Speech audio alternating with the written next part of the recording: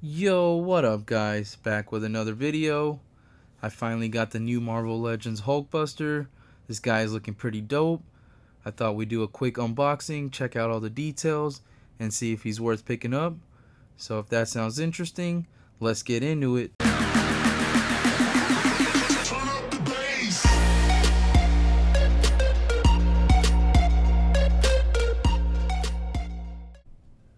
Let's check out the packaging real quick. It is pretty massive, but yeah, this guy is a pretty massive figure. I got the Extremis Iron Man on the side right here, kind of showing the size of the box. But yeah, you got a nice window with the nice 85 years packaging, looking pretty dope and clean. This side we just got the celebrating 85 years logo. On the back we got some nice artwork that's taken from the comic book. Got a little read up here. It says a specialized suit designed by Tony Stark. The HULKBUSTER armor allows him to stand toe to toe with the Hulk when needed. So yeah, that looks dope. Then we get the same artwork on this side, but not much more to it. Some nice clean minimalistic packaging. But yeah, let's get this guy popped open and check out all the details. And here is the new HULKBUSTER out of the packaging. And I gotta say, this guy looks pretty dope, but there are some flaws that he has. So let's get him off the stand and we'll take a closer look at all the details. Alright, so taking a closer look at some of the details. Start out with his head sculpt here. We get some nice gold paint and some nicely painted white eyes. It looks really good. I did take off his armor pieces so we could check out the details in the chest here. Get some nice sculpted detail in there with some nice silver paint. That looks really good. On the back we get a lot of sculpted detail, but not really any paint. I would have liked if they painted at least this middle part silver for the spine. That would look cool. But overall it looks pretty good. We get some nice honeycomb pattern in the side of the shoulder pads here. Some nice detailed silver paint in the arms, so that looks good. We get some nice detailed pattern on the arm guards there, and it's all nicely sculpted throughout the arms. For the hands, they do look really good. We do get to the abdomen here. It is really marbleized, so there is quite a bit, but once you get the armor pieces on, it's not as apparent. But I wish it was painted. It should match the face. That would have been, I think, move this figure to top tier. But that does detract from it a little bit, but it's not too bad once you get the armor pieces on. We do get some nice piston details and some wiring in the legs here. That all looks really good. Get some more of that honeycomb pattern on the legs. For the shin guards, we get this soft rubber piece here with some nicely painted silver, and then we get some kneecaps with the gold on there, gold plastic. That all looks really good. We got the back of the figure. There is some nicely painted silver detail on the arms too, like some pistons. Same thing on the calves here. That all looks really good. We got the bottom of the feet nicely detailed and painted. So, and then we do have two peg holes on each side, so that all looks really good. But let's get his armor pieces on. You just slide one on the front here, and then you slide the other one on the back, and then they just key into each other.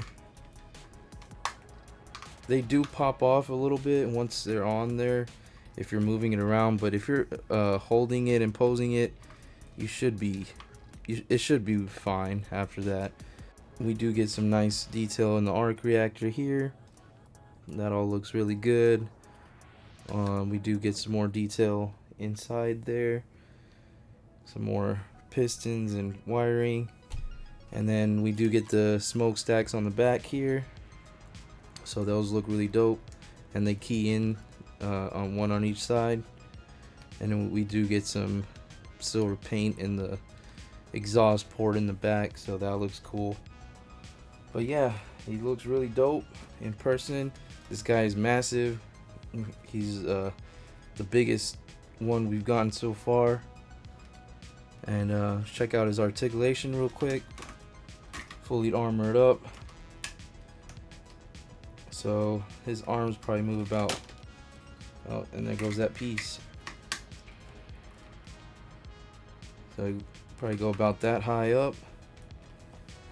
And then they do rotate all the way around. The shoulder pads don't really get in the way, but I don't want to mess them up or anything. We get single jointed arms here with the bicep swivel, so that works fine. For the torso here, we get ball peg, double ball peg system, so he does swivel, can lean forward that far, and he will lean back that far.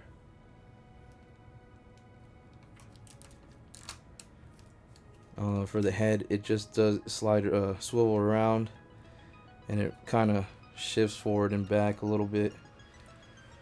We do have a swivel at the waist. Get some nice kicking out to the side. He kicks forward that far. He does have double jointed knees,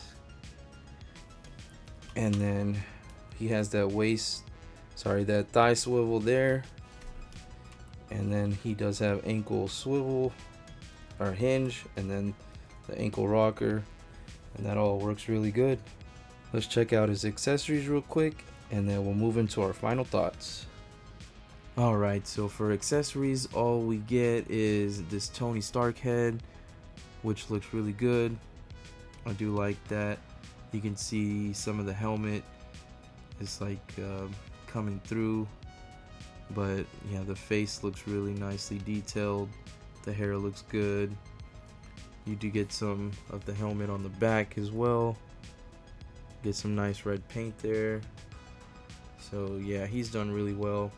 And I forgot to mention, we do get some nice detail sculpt in there. It's just silver plastic, but it does work.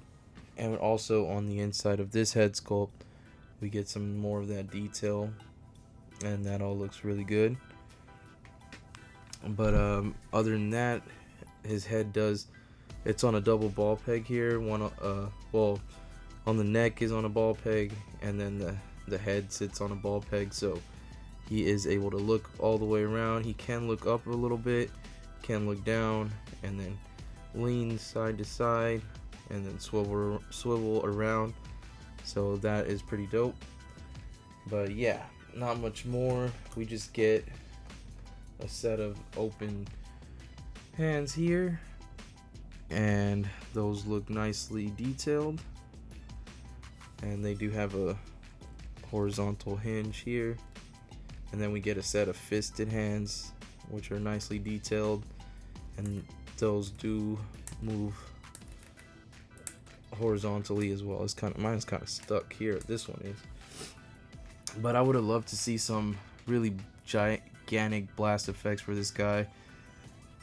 He doesn't have any peg holes in his hands, so that's kind of a bummer. But I wish they would have put some, or gave us some repulsor blast hands and some gigantic repulsor blast. That would have been really dope and move this figure up to another level. But I think that all we get is the bare minimum, so you gotta complain a little bit. But yeah, let's move into some size comparisons, and then we'll go into our final thoughts. And here's a quick size comparison between our MCU Hulkbuster and the new comic version on the left here.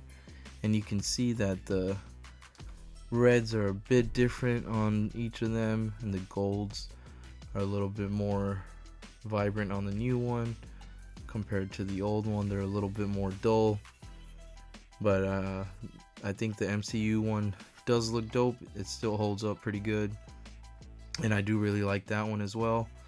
But I think overall this new one is a huge improvement, and Yeah, he is a definite upgrade to this guy, but the MCU one still looks dope and he still holds up really well. But he does feel a little bit, I don't know, more a little bit more plasticky than this guy. But I think they both look dope together. And up next we got the new All Father here, looking really dope. We got Odin, and yeah, Odin definitely has some size to him, but the Hulkbuster is no slouch either.